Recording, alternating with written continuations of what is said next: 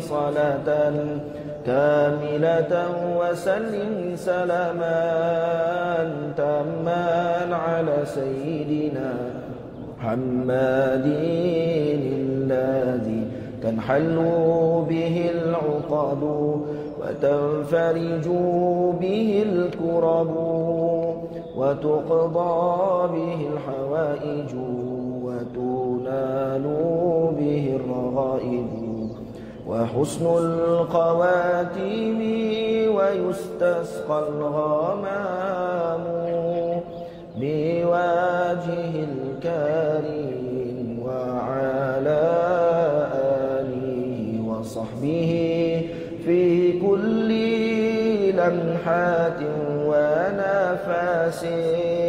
ونفس بعدد كل معلوم لك. اللهم صل صلاة كاملة وسلم سلاما تاما على سيدنا محمد الذي تنحل به العقد وتنفرج به الكرب وتقضى به الحوائج وتنال به الرغائب وحسن الخواتيم ويستسقى الغمام بوجه الكريم وعلى آله وصحبه في كل لمحات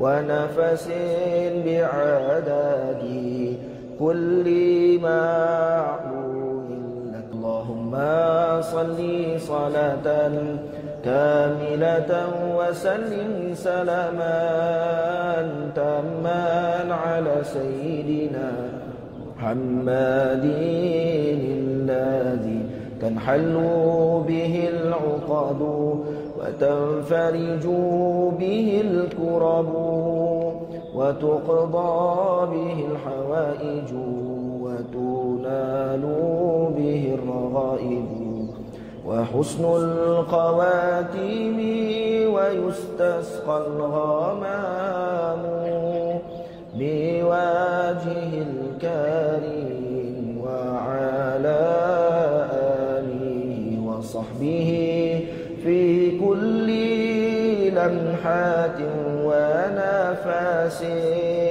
ونفس بعدد كل معلوم لك. اللهم صل صلاة كاملة وسلم سلاما تاما على سيدنا محمد الذي تنحل به العقد وتنفرج به الكرب وتقضى به الحوائج وتنال به الرغائب وحسن الخواتيم ويستسقى الغمام بوجه الكريم وعلى آله وصحبه في كل لمحات ونفس بعدد كل معلوم لك. اللهم صل صلاة كاملة وسلم سلاما تاما على سيدنا محمد الذي تنحل به العقد وتنفرج به الكرب وتقضى به الحوائج وتنال به الرغائب وحسن الخواتيم ويستسقى الغمام بوجه الكريم وعلى آله وصحبه في كل لمحات ونفس ونفس بعدد كل معلوم لك. اللهم صل صلاة كاملة وسلم سلاما تاما على سيدنا محمد الذي تنحل به العقد وتنفرج به الكرب وتقضى به الحوائج وتنال به الرغائب وحسن الخواتيم ويستسقى الغمام بوجهه الكريم وعلى آله وصحبه في كل لمحات ونفس ونفس بعدد كل معلوم لك. اللهم صل صلاة كاملة وسلم سلاما تاما على سيدنا. Assalamualaikum warahmatullahi wabarakatuh. Alhamdulillahi rabbil alamin wal 'aqibati lil muttaqin wala 'udwana illa 'alal zalimin. Wassalatu wassalamu ala asyrafil mursalin khatamin nabiyyin wa ala alihi wa ashabihi ajma'in. Yang berbahagia Hajah Nadatul Syimmah binti Muhammad, Timbalan Setiausaha Majlis Bandar Johor Bahru, Barisan Ketua Jabatan, Ketua Bahagian Wakil Kerja Majlis Bandar Johor Bahru, yang dimuliakan Al-Fadil Ustaz Hanafi bin Abdul Rahman, Penolong Pengarah Sektor Pendidikan Islam Jabatan Pendidikan Negeri Johor, yang juga selaku penceramah undangan kita pada pagi ini. Terima kasih kepada tuan-tuan dan puan-puan dapat bersama-sama dalam program Pembudayaan Al-Quran dan Tazkirah Majlis Bandar Johor Bahru hari Khamis 7 Julai 2022 Masihi bersamaan dengan 7 Zulhijjah 1443 Hijriah. Tuan-tuan dan puan-puan yang dirahmati Allah, sebelum kita ke acara membaca ayat-ayat suci Al-Quran, marilah sama-sama kita berselawat tafrijiyah dan berzikir Asma'ul Husna. Allahumma salli salatan kamilatan wa salim salaman tamman ala sayyidina Muhammadin alladhi tanhalu bihi al-uqadu wa tanfariju bihi al-kurabu wa tuqada bihi al-hawaiju wa tunalu bihi al-raghaibu wa husnul khawatimi wa yustasqal ghamamu biwajhihi al-karim wa ala alihi wa sahbihi fi kulli lamhatin wa nafasin bi'adadi kulli ma'lumin lak.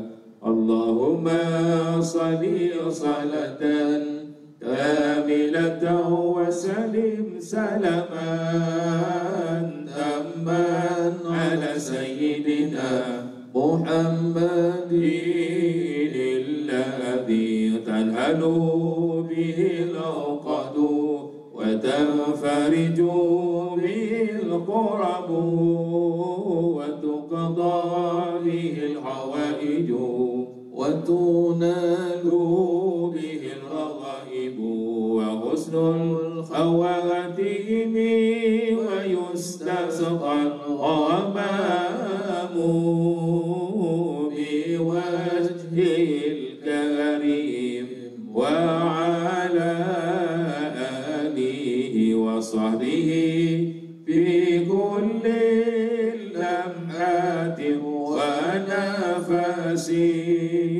ونفس بعدد كل معلوم لك اللهم صل صلاة كاملة وسلم سلاما تاما على سيدنا محمد الذي تنهل به العقد وتنفرج به الكرب وتقضى به الهوائج وتنال به الرغائب وحسن الخواتيم ويستسقى الغمام بوجهه الكريم وعلى آله وصحبه في كل لمحات ونفس ونفس بعدد كل معلوم لك اللهم صل وسلم وبارك عليه نسألك يا من هو الله الذي لا إله إلا هو الرحمن الرحيم الملك القدوس السلام المؤمن المهيمن العزيز الجبار المتكبر الخالق البارئ المصور الغفار القهار الوهاب الرزاق الفتاح العليم القابض الباسط الخافض الرافع المعز المذل السميع البصير الحكم العدل اللطيف الخبير الحليم العظيم الغفور الشكور العلي الكبير الحفيظ المقيت الحصيب الجليل الكريم الرقيب المجيب الواسع الحكيم الودود المجيد الباعث الشهيد الحق الوكيل القوي المتين الولي الحميد المحصي المبدع المعيد المحيي المميت الحي القيوم الواجد الماجد الواحد الصمد القادر المقتدر المقدم المؤخر الأول الآخر الظاهر الباطن الوالي المتعالي التواب المنتقم العفو الرؤوف المالك الملك ذو الجلال والإكرام المقسط الجامع الغني المغني المانع الضار النافع النور الهادي البديع الباقي الوارث الرشيد الصبور الذي ليس كمثله شيء وهو السميع البصير اللهم صل أفضل الصلاة على أسعد المخلوقات كسيدنا محمد وعلى آله وصحبه وسلم عدد معلوماتك ومداد كلماتك كلما ذكرك ذاكرون وغفل عن ذكر الغافلون.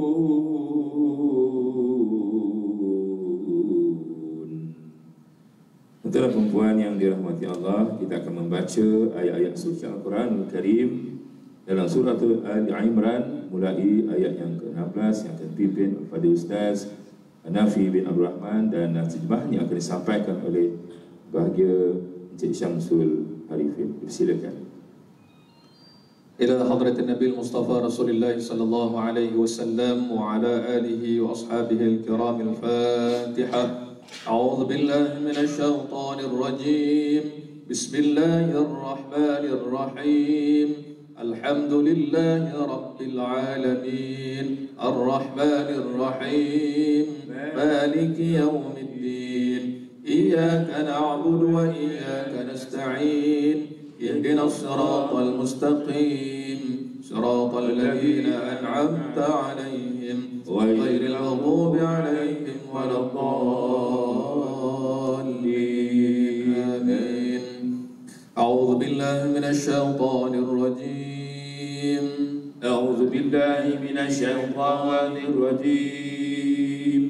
الذين يقولون ربنا إننا آمنا فاغفر لنا. الذين يقولون ربنا إننا آمنا فاغفر لنا ذنوبنا وقنا عذاب النار. فاغفر لنا ذنوبنا وقنا عذاب النار. Aku berlindung dari syaitan yang direjam. Orang-orang yang berdoa dengan berkata, wahai Tuhan kami, sesungguhnya kami telah beriman.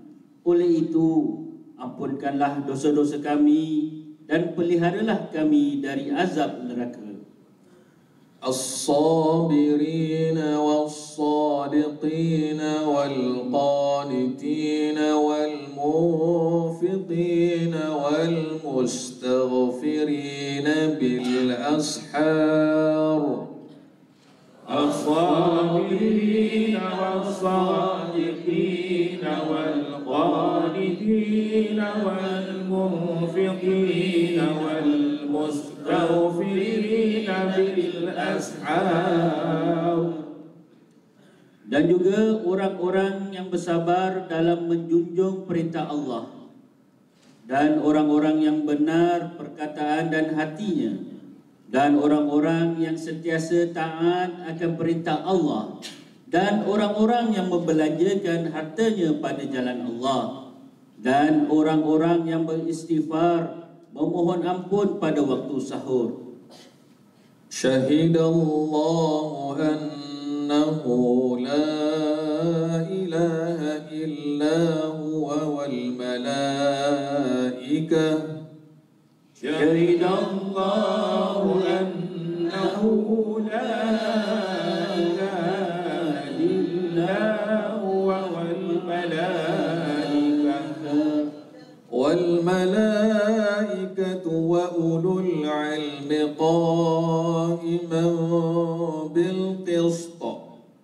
Wal malaikatu wa ulul ilmi qa'iman bil qist.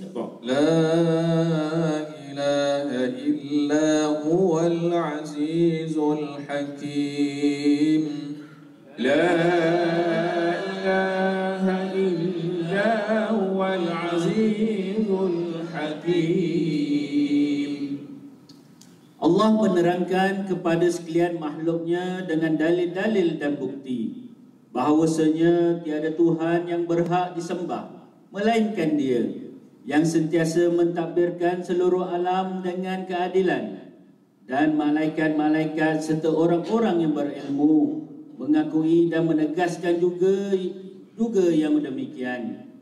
Tiada Tuhan yang berhak disembah melainkan Dia, yang maha kuasa lagi maha bijaksana. Inna ad-dina 'inda Allahil Islam.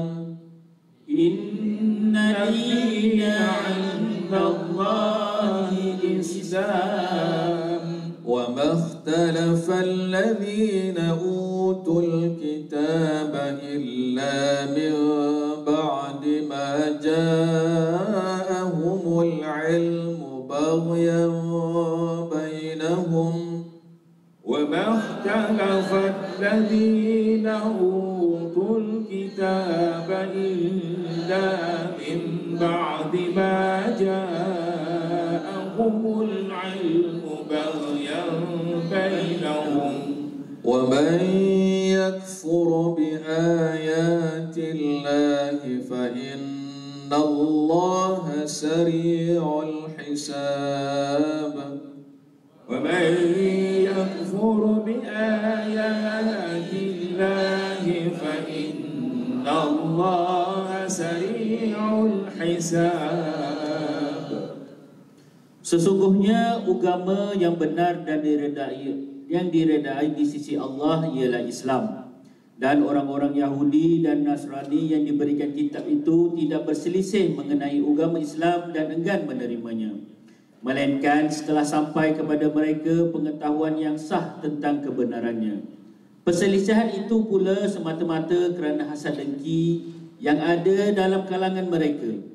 Dan ingatlah, sesiapa yang kufur ingkar akan ayat-ayat keterangan Allah, maka sesungguhnya Allah amat segera hitungan hisabnya. فَإِنْ حَاجُّوكَ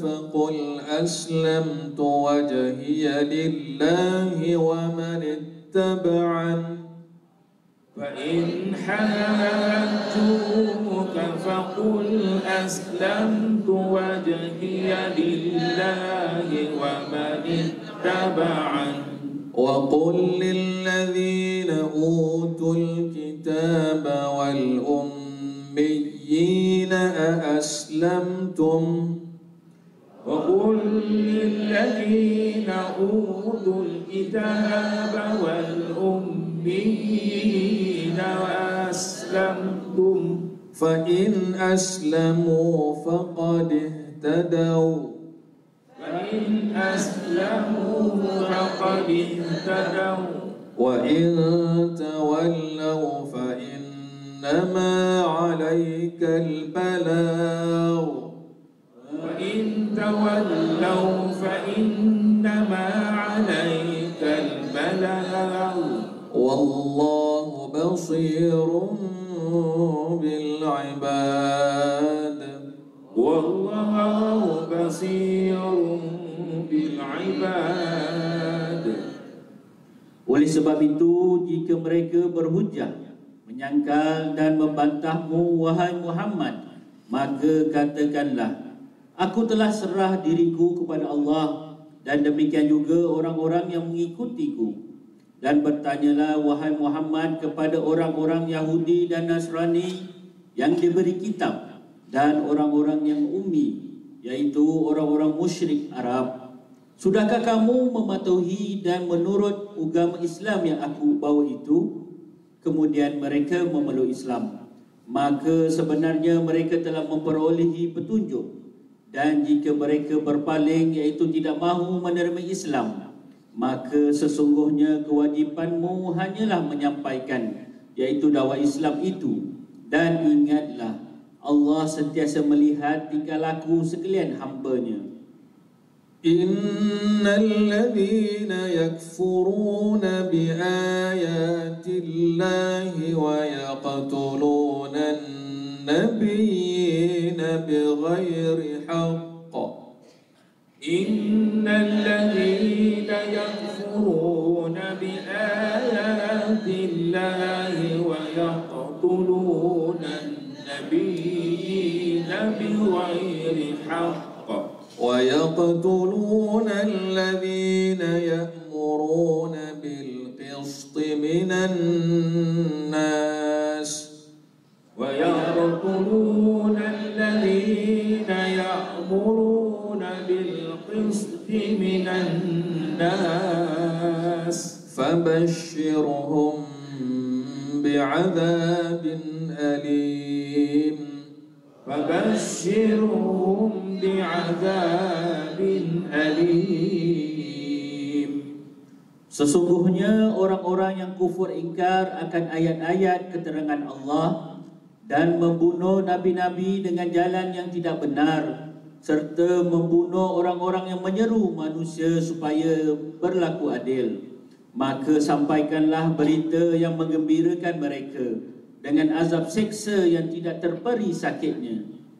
أولئك الذين حبطت أعمالهم في الدنيا والآخرة أولئك الذين حبطت أعمالهم في الدنيا والآخرة وما لهم من ناصرين وما لهم من ناصرين. Mereka itulah orang-orang yang telah rosak amal perbuatannya di dunia dan di akhirat, dan mereka tidak akan memperolehi sesiapa pun yang dapat memberi pertolongan. Sadaqallahul azim.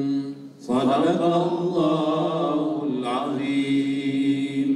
اللهم ارحمنا بالقرآن واجعله لنا إماما ونورا وهدى ورحمة.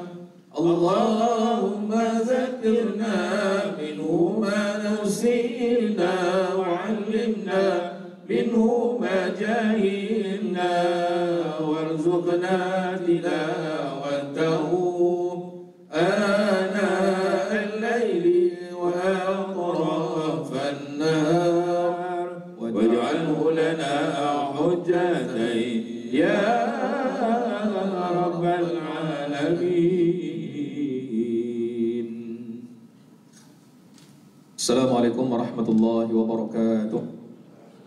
بسم الله الرحمن الرحيم. الحمد لله رب العالمين، والصلاة والسلام على رسول الله صلى الله عليه وسلم وعلى آله وأصحابه أجمعين. اللهم صل على سيدنا محمد الفاتح لما أغلق والخاتم لما سبق والناصر الحق بالحق والهادي إلى صراطك المستقيم وعلى آله وصحبه حق قدره مقداره العظيم. سبحانك لا علم لنا ما suci Kau ya Allah, tidak ada ilmu bagi kami illa ma'allamtana, melainkan apa yang telah Kau ajarkan kepada kami. Innaka antal alimul hakim. Sesungguhnya Engkaulah Tuhan yang maha mengetahui lagi maha bijaksana. Rabbi syrah li sadri wa yassir li amri wahlul 'uqdatam min lisani yafqahu qawli. Amma ba'd. Yang saya hormati Puan Timbalan Susa Majlis Bandar Johor Bahru, saya muliakan seluruh ketua-ketua jabatan, para pegawai dan warga Majlis Bandar Johor Bahru yang dirahmati Allah sekalian. Alhamdulillah, syukur kita rafaqkan kehadrat Allah Subhanahu wa taala pada pagi Khamis ini dapat kita sama-sama mengisi masa dalam majlis membudayakan Al-Quran, membaca ayat 16 hinggalah ayat yang ke-22 surah Ali Imran. Sebagai mukadimah, tuan-tuan dan puan sekalian, apa yang pernah disebut oleh baginda Nabi SAW, siapa yang inginkan rumahnya tidak dipenghuni syaitan ataupun rumah yang akan terselamat daripada gangguan syaitan, sila amalkan dan istiqamah dengan dua surah. Pertama, suratul Baqarah, yang kedua surah Ali Imran. Orang yang baca dalam rumah itu dengan baca surah Al-Baqarah, surah Ali Imran, syaitan tak akan masuk. Ini dia punya fadilat yang paling besar. Itu yang pertama.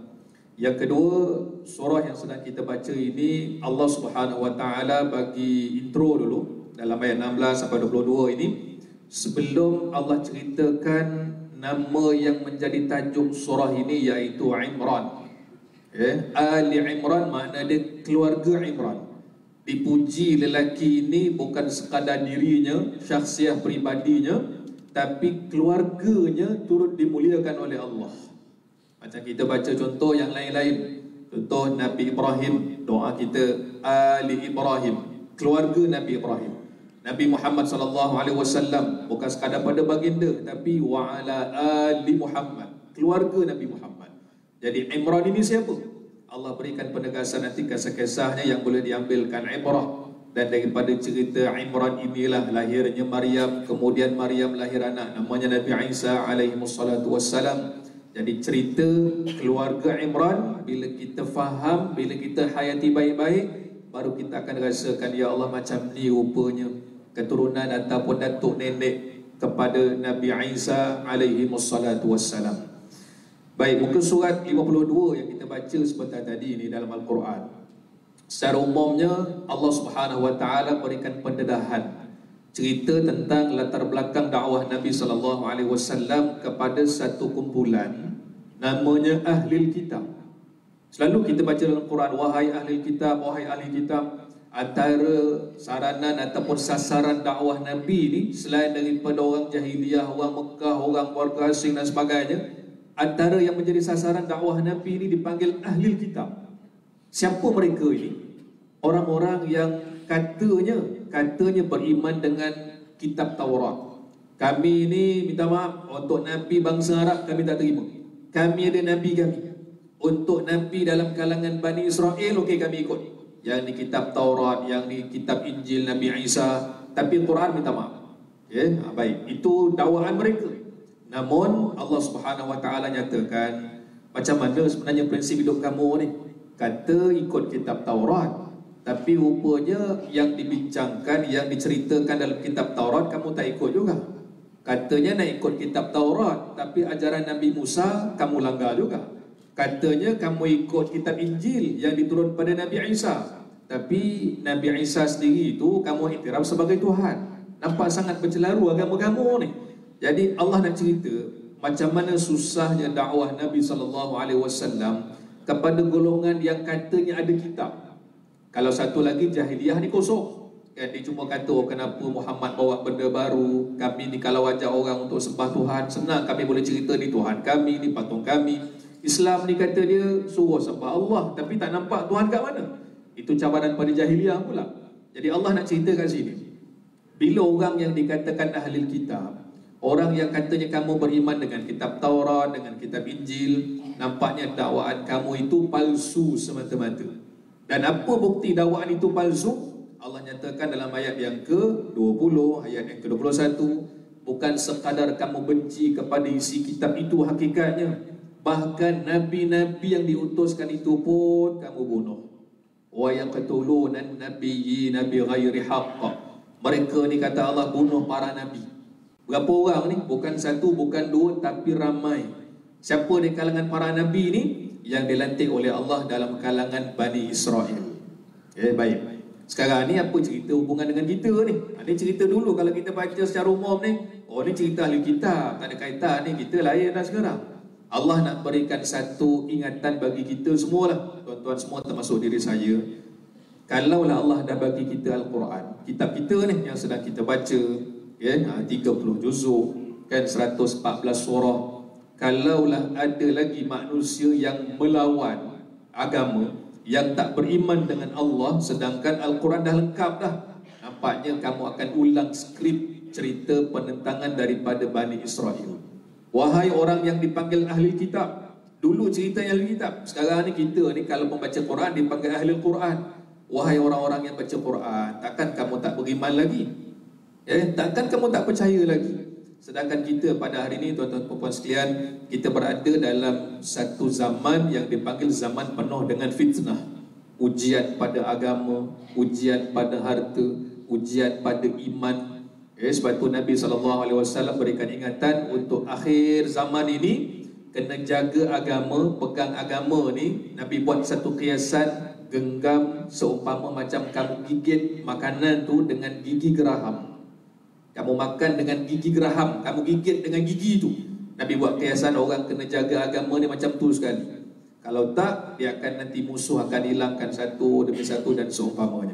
Jadi itu secara umum apa yang kita baca tadi, ayat yang ke-22, ingatan kita tentang sejarah Ahlul Kitab. Maka kita hari ini yang ada Al-Quran, mudah-mudahan tidak ulang kesilapan-kesilapan umat-umat yang terdahulu. Tuan-tuan dan rahmati Allah sekalian, kita sekarang ini pada hari ini masih berada pada hari-hari yang sangat istimewa. 7 Julai, 7 Zulhijjah. Kita berada dalam satu tempoh antara 1 hingga 10 Zulhijjah ini, yang mana siang dan malamnya sangat penuh dengan keberkatan.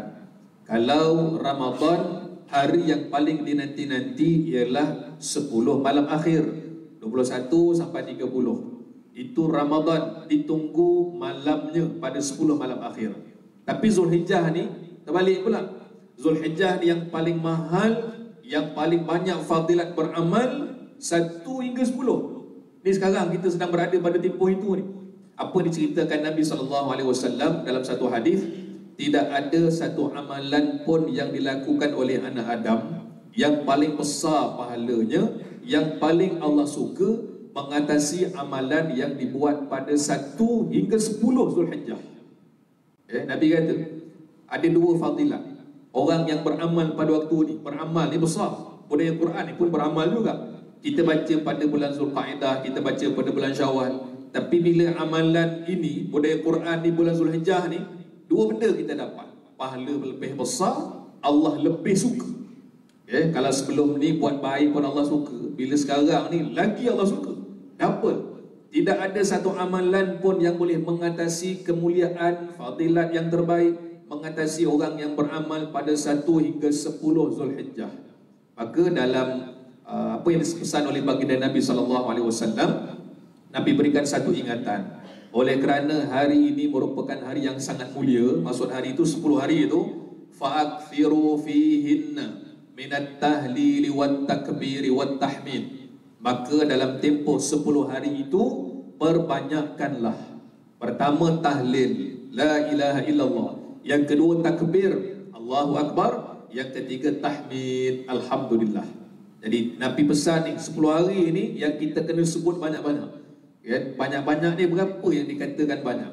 Agaknya 10 kali kita sebut dah kira banyak ke? Kan belum lagi. 100 kali pun belum juga. Ulama menyatakan kalau dapat buat 300 kali sehari semalam, baru termasuk dalam kategori orang yang banyak tahlil tadi, la ilaha illallah. Jadi 10 hari pertama ni tuan-tuan puan-puan sekalian, dia punya mahal ni, sehingga kan Allah sumpah dalam Quran, walayalin ashar, demi malam yang 10. Demi malam yang 10. Surah Al-Fajr ayat 2 tu kan. Maksud malam yang 10 ni bila? Malam 1 hingga malam 10 bulan Zulhijjah. Jadi berbahagialah orang yang sekarang ni dalam misi hidup dia nak tambahkan lagi amal kebaikan, yang bagi sedekah, yang bagi orang makan, yang nolong orang, yang buat macam-macam amal-amal soleh ni. Bila sahabat-sahabat Nabi dengar tentang fadilat ni, mereka tanya, ya Rasulullah, orang berjihad macam mana? Sebab Nabi cerita amal soleh. Kalau orang berjihad macam mana? Nabi jawab, orang berjihad pun tak boleh lawan. Pelik para sahabat, amal soleh ni lebih menang daripada orang berjihad. Melainkan kata Rasulullah, ada 2 kumpulan kan, satu yang beramal soleh, satu lagi pergi berjihad. Kalau orang tu pergi berjihad dan pergi perang, kemudian mati syahid, dia menanglah. Kamu kalah dari segi bab besar pahala ni. Tapi kalau orang ni baca Quran, orang ni zikir dengan tasbih, tahlil, takbir, tahmid tadi, orang ni pergi berperang, balik ke rumah dalam keadaan selamat, yang beramal soleh masih lagi menang dari segi besar pahala dia. Jadi kita ni tuan-tuan sekalian, 10 hari pertama ini, kita terlalu banyak kita nak cari fadilat-fadilat. Kalau dulu masa Ramadan, kita sebut selalu, kita tak tahu Ramadan itu Ramadan yang terakhir ke. Tapi kalau Zulhijjah ni pun sama juga. Kita pun ada jaminan ke tahun depan Zulhijjah kita jumpa lagi hari yang Allah sumpah ni dalam Quran? Kita belum tentu lagi. Jadi seperti mana kita belum tahu lagi Ramadan akan datang kita bertemu semula, Zulhijjah ni pun sama juga. Kan? Jadi kita berdoa pada Allah Subhanahu Wa Taala. Sebab waktu ini waktu yang sangat besar fadilatnya. Nabi SAW menyatakan nasihat pada kita ni agar kita tak leka dengan apa yang berlaku pada bulan Zulhijjah ini. Baik, itu yang pertama. Yang kedua, tuan-tuan puan sekalian, kalau 10 akhir Ramadan ada satu malam namanya Lailatul Qadar. Zulhijjah ni siangnya Allah tawarkan dengan satu hari yang takkan ada lebih hebat daripada itu. Apa dia? 9 Zulhijjah yang dipanggil hari Arafah. Kalaulah hari itu katanya malam ni Lailatul Qadar, bukan semua orang boleh qiyam, bukan semua orang boleh tahajud. Siang ni, malam ni, mana nak kata orang terpilih je lah. Kalau malam kamu rasa susah ni Zulhijjah ni, aku bagi kamu siang. Siang aku bagi ni hari Arafah yang dipanggil 9 Zulhijjah. Kata Nabi SAW, Nabi nyatakan apa? Amalan yang terbaik pada 9 Zulhijjah ialah puasa sunat. Inni ahtasibu 'ala Allah an yukaffira as-sanata allati qablahu wa ma ba'dah. Aku mengharapkan kepada Allah siapa yang berpuasa sunat pada 9 Zulhijjah. Kita hari Khamis ni kan, Jumaat, Sabtu. Sabtu Haji Saleh kan 9 Zulhijjah kan. Siapa puasa 9 Zulhijjah, aku mengharapkan agar Allah mengampunkan dosa setahun yang lalu dan setahun akan datang. Kita tak akan jumpa pahala puasa sunat sebesar itu. Kalau sebelum ni hari Ashura, kita jangan tersilap. Hari Ashura 10 Muharram, pahala dia macam mana? Diampunkan dosa setahun yang lalu. Tapi kalau 9 Zulhijjah ni, puasa satu hari diampunkan dosa setahun yang lalu dan setahun akan datang. Itu yang pertama. Yang kedua, untuk 9 Zulhijjah juga, kata Nabi SAW, zikir yang paling baik, zikir yang terbaik, La ilaha illallah wahdahu la syarikalah, lahul mulku wa lahul hamdu biyadihil khair, innaka ala kulli syai'in qadir wa huwa ala kulli syai'in qadir. Ataupun nak baca yang kita dah baca lepas mayang tu boleh juga. La ilaha illallah wahdahu la syarikalah, lahul mulku wa lahul hamdu wa huwa ala kulli syai'in qadir. Boleh sepanjang hari. Tuan-tuan, saya maklum ada beberapa WhatsApp lah, orang share Telegram ke WhatsApp dan sebagainya lah. Kata dia gini, untuk makluman semua, untuk hari ini, untuk tahun ini, wukuf di Arab Saudi jatuh pada hari Jumaat. Kita hari Arafah kita 9 Zulhijjah, kita kena doa ikut waktu Mekah. Pastikan pukul 5.10 petang kita ada atas sejadah, sebab waktu itu betul-betul matahari tergelincir. Kena pastikan. Maknanya kalau Saudi pukul 12, kita pukul 5 petang. Doa pada waktu itu doanya mustajab. Sumber mana ni? Wallahu a'lam. Disebutkan ke bawah tu dari sumber WhatsApp. Forward many times. Itu aja. Ni kita mana ni? Tak tahu? Forward many times. I follow aja, ikut aja, kita forward aja. Kan? Sumber mana tuan-tuan sekalian? Doa tu bagus lah. Suruh orang doa tu bagus. Tapi siapa yang suruh pukul 5 tepat doa tu? Nabi tak sebut. Hadis Nabi macam ni. Kata Rasulullah macam ni. Kata Rasulullah, khairud du'ai yaumu Arafah. Sebaik-baik doa hari Arafah. Tu hadis Nabi. Nabi tak kata duduk waktu matahari tergelincir ni. Islam dah bagi satu masa yang luas, yang panjang. Doanya bila? Satu hari. Lepas subuh waktu duha, lepas zuhur, lepas asar, tiba-tiba kita dapat WhatsApp, pukul 5 petang kena duduk ni. Kan Nabi bagi nak buat apa?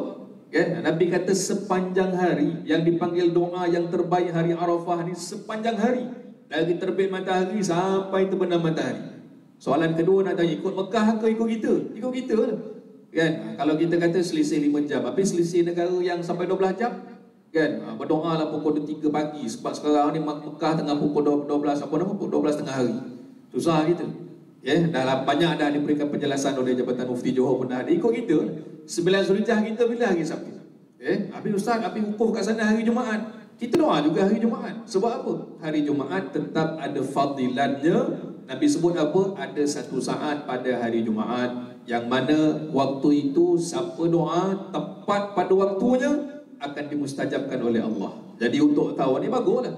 Jumaat kita doa, Sabtu kita doa kan. Jumaat fadilat hari Jumaatnya. Hari Sabtu hari Arafahnya. Hari Ahad raya haji ataupun hari raya Aidil-Adha. Jadi dalam teks hadis Nabi beritahu sebaik-baik doa ialah hari Arafah. Nabi tak kata sebaik-baik doa ialah tepat matahari atas kepala. Jangan gitu. Kan kesian awak tak sempat doa. Awak dah doa pukul 3 petang. Alah saya dah terlepas tadi pukul 12 pergi kedai lah macam biasa. Kan sepanjang hari tu.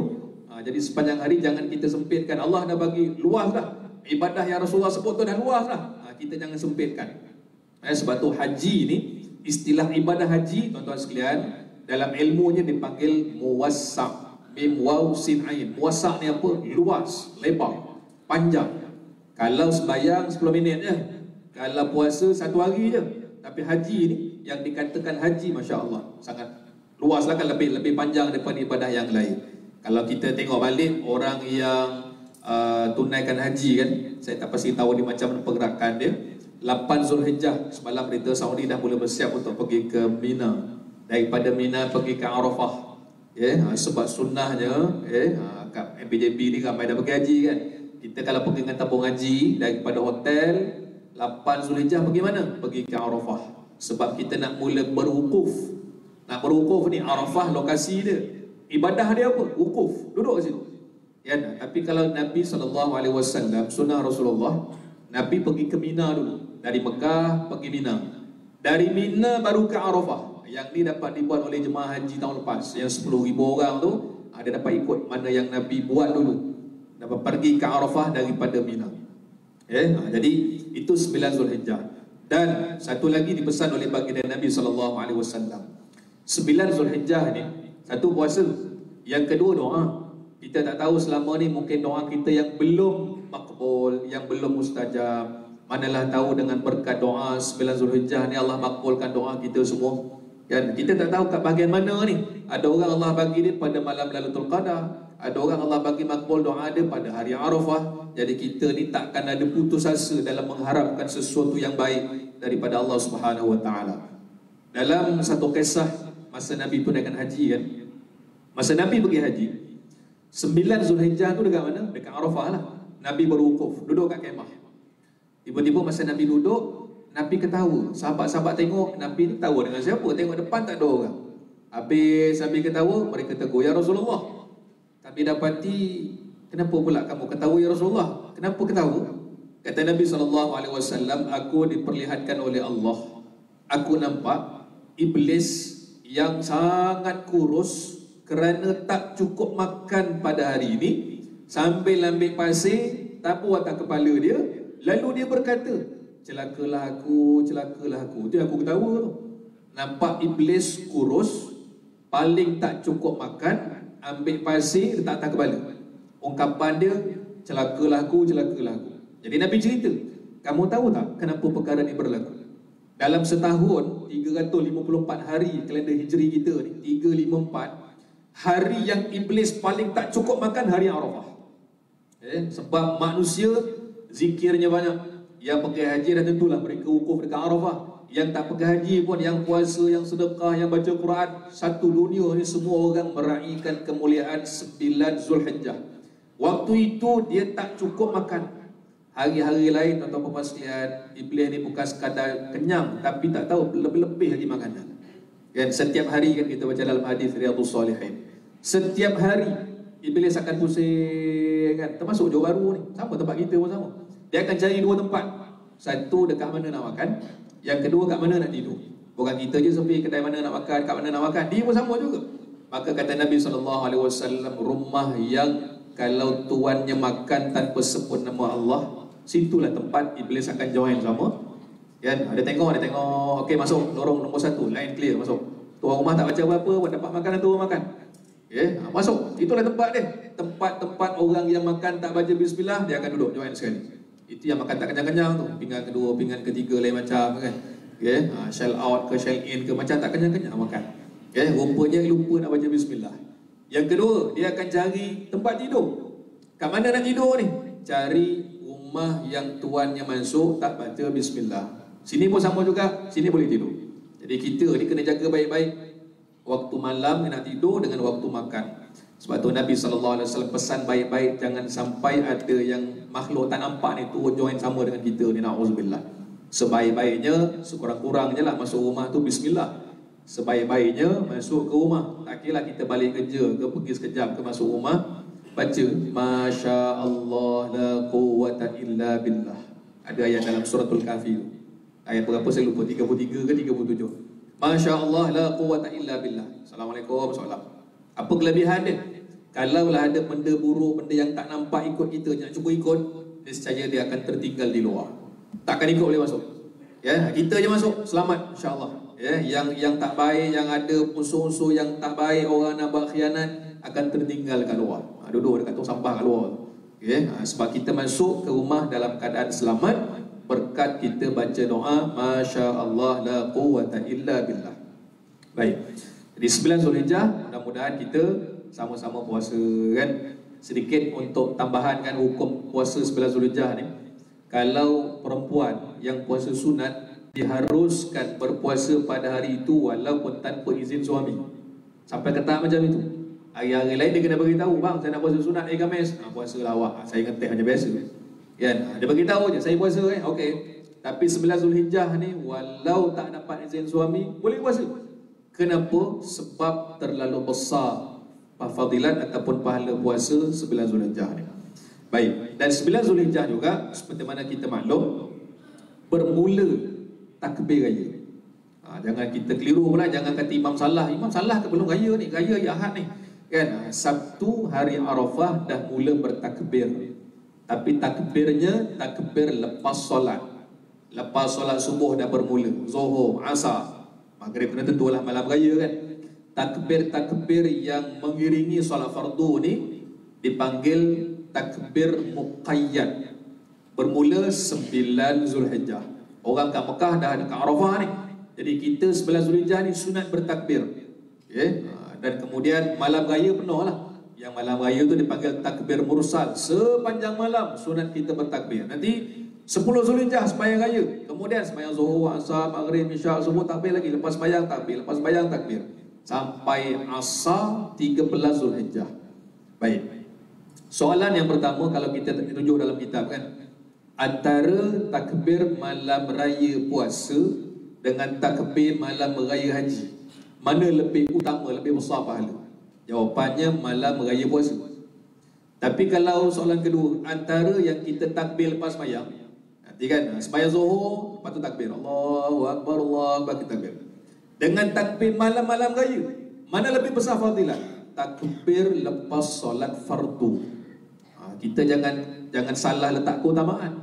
Pergi masjid sembahyang asar, imam dia takbir pula, keluar kan, sayanglah. Takbir yang lepas solat fardu tu, lepas zuhur, lepas asar, lebih besar fadilat daripada yang kita takbir malam raya. Malam raya pun dah besar pahala, yang itu lagi besar. Dia panggil takbir muqayyad. Bahkan tambah lagi pula, sepanjang kita ni daripada 10 hari raya haji nanti, 11, 12, 13, bukan sekadar sembahyang fardu, sembahyang duha. Kita sembahyang kat rumah, sunat takbir lepas sembahyang duha. Kita apa lagi? Sembahyang qada, lepas sembahyang qada takbir lagi. Lepas sembahyang jenazah takbir. Semua ada tu dalam kitab. Tuan-tuan boleh rujuk dalam kitab bab solat karangan Syekh Omar Al-Khatib. Ya, ada 2 jilid buku ni. Datuk Noh Gadot suka kitab ni. Jadi rujukan Jabatan Mufti Johor. Bukan fardu aja, sembahyang qada, sembahyang duha, sembahyang sunat, sembahyang jenazah. Kan sunat kita bertakbir sepanjang 4 hari itu. Baik. Kemudian tuan-tuan sekalian, bila masuk pada malam yang ke-10, malam yang ke-10 Zulhijjah, malam raya, mana kita ni malam Ahad lah. Selain daripada kita bertakbir memuji Allah Subhanahu Wa Taala, malam raya ni, malam 10 Zulhijjah ini termasuk dalam salah satu malam yang Allah buka pintu langit bermula menjelang maghrib. Itu nombor 1.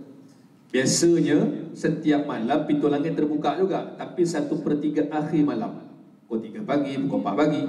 Tapi malam raya puasa pun sama, malam raya haji, Allah buka pintu langit bermula maghrib. Bermula terbukanya tu sampailah esoknya. Jadi apa kaitan cerita itu dengan kita? Oleh kerana Allah sentiasa menanti doa kita, dan alangkah bahagianya orang yang berdoa saat pintu langit terbuka. Maka sekali lagi malam raya haji ini malam yang kita isikan dengan amal soleh, dengan takbir kita, dengan doa kita dan seumpamanya. Dan kata Nabi SAW, tidak ada satu amalan yang paling besar fadilatnya di sisi Allah pada hari raya Korban selain daripada menumpahkan darah binatang. Untuk 10 Zulhijjah ni, amalan dia apa? Nabi tak ada cerita zikir tadi zikir umum 1 hingga 10.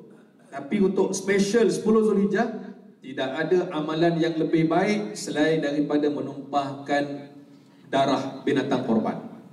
Baik, kalau dalam kitab kan ada cerita gini, kita korban kan daripada seekor unta, seorang seekor unta, kemudian seekor unta bagi 7, kemudian seekor lembu, kemudian seekor kambing, kemudian satu bahagian daripada 7 bahagian dalam seekor kambing. Seekor lembu. Kan? Kambing tak ada bahagian. Habis kalau kambing ada bahagian. Okay? Jadi tertibnya macam tu. Jadi tuan-tuan sekalian, ulama kata gini, binatang apa yang paling afdal korban? Jawapannya semua kata unta. Kenapa unta? Sebab dagingnya paling banyak. Ada ulama kata unta paling afdal, tapi bukan sebab daging paling banyak. Sebab dia apa? Sebab paling banyak darah yang keluar daripada binatang itu. Sebab Nabi sebut tadi, Nabi sebut apa? Sebaik-baik amalan pada 10 Zulhijjah menumpahkan darah haiwan korban. Jadi bila lagi besar binatang tu, lagi banyak darah yang keluar. Dan Nabi kata apa? Sesungguhnya nanti kan, haiwan yang dikorbankan itu, kukunya, bulunya dan tanduknya akan menanti tuannya esok di padang mahsyar. Masa-masa yang ada kenderaan esok ni, kita semua ni, haiwan yang dikorbankan dekat dunia ni akan jadi tunggangan esok di padang mahsyar. Kita jangan bayangkan macam mana naik kambing pula kat padang mahsyar ni, macam mana naik lembu pula kan. Boleh tengok, lembu ni ada 7 orang naik. Kenapa 7 orang ni? Oh, sebab dulu kongsi 7 orang kan. Tiba-tiba tengok VIP, seekor unta seorang je kan. Seekor unta je, siapa pula ni? Oh, dulu ada korban dulu masa kat Johor dulu kan. Pergi tuan-tuan pergi kat Tampuk kan, 32,000 seekor unta. Ada kosong lagi kalau nak masuk ni. 32,000 kan seekor unta. Yang lain kita kongsi lah. Bukan nak cerita tu, nak cerita gambarannya haiwan ni seolah akan datang dia, ya Allah, inilah dulu dia telah berkorban ya Allah. Binatang-binatang jadi saksi. Yang ketiga, hadis yang sama ni ceritakan apa? Kata Nabi SAW, nak tengok cerita segeranya Allah bagi pahala. Sesungguhnya pahala bagi orang yang berkorban ni dia akan dapat masa bila? Dia akan dapat pahala sebelum titisan darah daripada binatang tu tadi jatuh ke tanah. Sempurna dah pahala dia. Kita baru nak sembelih ni, Bismillahirrahmanirrahim, baru letak dekat kulit leher lembu tu contohnya, sebelum darah tu jatuh ke tanah, pahala dapat dah. Jadi ulama kata Nabi cerita ni untuk apa? Segeranya pahala Allah beri kepada orang yang berkorban. Kita bayangkan kalau kita fikir agaknya, pahala korban ni masa bila? Oh, kita dah bagi sekilo pada jiran sebelah, dah bagi makan dan sebagainya. Rupanya lagi awal lagi, sebelum binatang tu mati dapat pahala dah.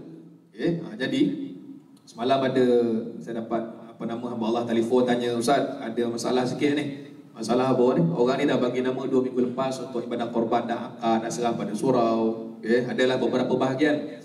Soalannya, Ustaz, orang ni meninggal dunia. Macam mana status korban dia? Teruskan. Nak kita baca nama dia pun boleh, tak ada masalah. Dia bukan korban bagi orang yang dah mati. Orang ni dah serah dah. Katalah berapa 800 ni imam kata dia ni 2 bahagian. Takdirnya Ustaz semalam meninggal dunia. Jangan digugurkan. Orang ni teruskan, bahagian dia teruskan. Yang tak boleh kita letak nama si mati. Kan, ni untuk siapa ni? Arwah hantu saya. Tak boleh, yang tu tak boleh. Yang ni memang dia masih hidup, bagi dah serah pada masjid, tiba-tiba takdirnya lagi 2-3 hari nak raya meninggal dunia. Jadi terpulang imam nak baca nama arwah ke, nak sebut nama dia saja pun boleh. Sebab orang maklum dia dah serah untuk korban itu semasa hayatnya lagi. Jadi meninggal dunia dalam keadaan nak melaksanakan korban ni, pahala menanti. Orang yang dah masuk liang lahat, tapi pahala nanti menanti dengan luar biasa untuk 10 Zulhijjah nanti. Jadi kita ni tuan-tuan sekalian kena apa, yang belum berkorban ni kita kena korban ni. Sebab itu kita tengok sebagai rumusannya, bulan 12 ni, bulan 12 bulan Islam lah kan, Zulhijjah ni bulan akhir. Macam kita cerita Disember lah. Bulan ni bulan yang terakhir. Bulan yang ke-12 ni kalau kita tengok, ibadah yang Allah minta kita buat ni, istilah dia ibadah maliyah. Ibadah yang kena keluar duit. Kamu kena beribadah untuk bulan 12 ni, keluar duit. Sama ada pergi haji kan, 10,000 ke 20,000 ke, package berapa 60,000 ke, tak tahulah berapa lagi package kan. Keluar duit. Bukan senang nak belanja pergi haji ni kan. Ada bila kita tengok kan beberapa, ialah bukan isu, orang perkatakan ada yang senang lah, duit banyak, 140,000, 130,000 senang-senang pergi haji kita kan. Tuan-tuan, kita cakap macam itu. Kalau kita agaknya ada 500,000, agak-agak kita pergi tak 130,000 tu. Tata kita betul kepel ini kalau simpan ASP ni banyak juga dapat ni kan, simpan ASP aja kan. Jadi simpanlah untuk hari tua. Dah sampai hari tua simpan lagi, rupanya untuk waris, dia tak dapat apa-apa. Kenapa nyimpan ni untuk hari tua? Sampai umur 70 tahun tak pakai lagi, tak apa, simpan untuk hari tua. Sampai bila kan? Belanja untuk hari tua kan. Jadi bila dah dibelanjakan macam itu, kita rasa orang ni hebat ni kan. Bukan semua orang yang kaya boleh pergi dengan package 130, 140k ni. Jadi itu cerita tentang keluarkan duit. Bagi yang tak pergi haji pula, kita ni korban kan, keluar duit juga kan, yang korban satu bahagian, yang seekor unta, seekor lembu dan seumpamanya. Kerana apa? Mesti ada tujuan. Kan biasa ibadah ni sembahyang, kan zakat fitrah pun setahun sekali bulan Ramadan. Tapi nampaknya belanjanya kasar pada bulan 12 ni. Untuk apa? Tuan-tuan sekalian, mudah-mudahan tutup akaun kita bagi 1443 Hijrah ni banyak kita laporkan untuk kita punya di hari akhirat. Yang pergi haji, yang berkorban. Dan dengan perbelanjaan kita pada bulan Zulhijjah inilah, mengharapkan moga-moga bulan Muharram buka esok tahun baru 1 Muharram 1444. Ya Allah, rezekinya bertambah-tambah. Ya, lebih berkat rezekinya. Sebab apa? Sebab apa yang Allah suruh kita buat pada bulan lepas kita dah buat. Dah keluarkan belum yang untuk kamu nak korban ni? Selesai dah ya Allah, aku dah selesaikan bagian aku ni. Ya, dan jangan kita berkira-kira dengan apa yang Allah suruh pada kita. Sebab kita bimbang, takut-takut nanti kalaulah kita ditanya kenapa tak berkorban, kalau kita fikir alasan kita tu Allah terima tak? Yang nanya ni bukan ketua kampung, yang tanya ni bukan imam, malaikat tanya, Allah tanya. Dan kenapa tak korban ni? Macam tak berapa cukup lah. Tiba-tiba tengok package extra, ambil maksimum 130 sebulan kali 12, 1000 lebih. Tengok package untuk telefon, ambil maksimum juga. Kereta ambil yang full spec, tiba-tiba korban, nanti dulu macam belum cukup. Kan belum cukup aja. Jadi yang nanya ni nanti agak-agak skema jawapan kita ni menepati tak, agak-agak lepas ke tidak. Jadi sekurang-kurangnya tuan-tuan sekalian, kita ni dapat meraihkan kemuliaan Zulhijjah ini kerana apa? Sebab inilah bulan yang kita nak laporkan harta kita pada jalan Allah. Kerana dalam Al-Quran Allah sebutkan apa? Inna a'tainakal kautsar fasalli li rabbika wanhar. Aku dah bagi kamu nikmat banyak, kata Allah. Fasalli li rabbika, sembayanglah, wanhar, dan berkorbanlah. Sembayang, korban. Biasanya Quran ni, dan dirikanlah solat, keluarkanlah zakat. Dirikanlah solat, keluarkanlah zakat. Tiba-tiba Allah kata aku dah bagi nikmat, sembayang, korban. Jadi mudah-mudahan dengan dua amalan ini tanda syukurnya kita, kan? Syukurnya kita dengan nikmat yang banyak Allah bagi ni. Jadi untuk tahun yang baru 1 Muharram 1444 Hijrah nanti, insya-Allah Allah akan bukakan lagi rezeki yang mungkin kita belum dapat tahun ini, ataupun cara yang lain. Selama ni mungkin ada kesulitan, ada masalah, mudah-mudahan tahun depan dah makin okey, makin baik, makin tenang hidup kita. Jadi ada yang cara Allah bagi ni, mak ayah buat baik, Allah return, pulangkan balik kebaikan pada anak-anak. Ada juga. Ada yang berkat atuk buat baik, Allah pulangkan pada cucunya pula. Suami buat baik, kebaikan pada isteri, isteri buat baik, pulang pada suami. Dia punya pusingan begitu. Nama dia berkongsi syafaat dalam kebaikan yang dilakukan. Jadi tak ada istilah rugi, tak ada istilah tertinggal. Semua kita akan dapat saling berkongsi kebaikan dengan cita-cita kita, impian kita untuk nak meraih ganjaran yang terbesar dari Allah Subhanahu Wa Taala. Jadi tuan-tuan puan sekalian, sekarang itu dulu dapat kita kongsikan pada pagi ini, mengambil ibrah sedikit daripada surah Ali Imran, dan kita kongsi sedikit hal-hal tentang kemuliaan Zulhijjah. Mudah-mudahan semua diberkati Allah. Kita doakan seluruh warga MPJB, daripada Datuk Bandarnya sampailah para pegawainya dan semualah kaki tangan warga Majlis Bandar Johor Bahru ni diberkati Allah. Urusan keluarga kita semua, tuan-tuan puan sekalian, dipermudahkan oleh Allah. Anak-anaknya belajar terang hati, yang ada kesulitan, kepayahan Allah mudahkan. Segala hajat kita semua akan dimakbulkan oleh Allah Subhanahu Wa Taala. Jadi sekarang itu dahulu. Wallahu a'lam bissawab. Aqulu qawli hadza, astaghfirullahal azim li wa lakum wa li sa'iril muslimin wal muslimat. Assalamualaikum warahmatullahi wabarakatuh. Bismillahirrahmanirrahim. Alhamdulillahirabbil alamin, wassalatu wassalamu ala asyrafil anbiya'i wal mursalin wa ala alihi wa ashabihi ajma'in. Allahumma 'allimna ma yanfa'una wa anfa'na bima 'allamtana. Wahai Tuhan kami, ajarkan kepada kami ilmu yang bermanfaat, berikan manfaat pada ilmu yang telah Kau ajarkan kepada kami. Allahumma ja'al jam'ana hadza jam'an marhuma wa tafarruqana min ba'dihi tafarruqan ma'suma. Ya Allah, jadikan pertemuan kami pada pagi ini pertemuan yang dirahmati. Jadikan perpisahan kami selepas ini sebagai perpisahan yang terpelihara. Wa sallallahu ala sayyidina Muhammad wa ala alihi wa sahbihi wa baraka wa sallam. Walhamdulillahi rabbil alamin. Taqabbalallahu minkum. Sallallahu ala Muhammad, sallallahu alaihi wasallam. Sallallahu ala Muhammad, sallallahu alaihi wasallam. Ya Nabi salam alaika, Ya Rasul salam alaika, Ya Habib salam alaika, salawatullah alaika, sallallahu ala Muhammad, sallallahu alaihi wasallam, sallallahu ala Muhammad wa ala alihi wasallam. Allahumma salli ala sayyidina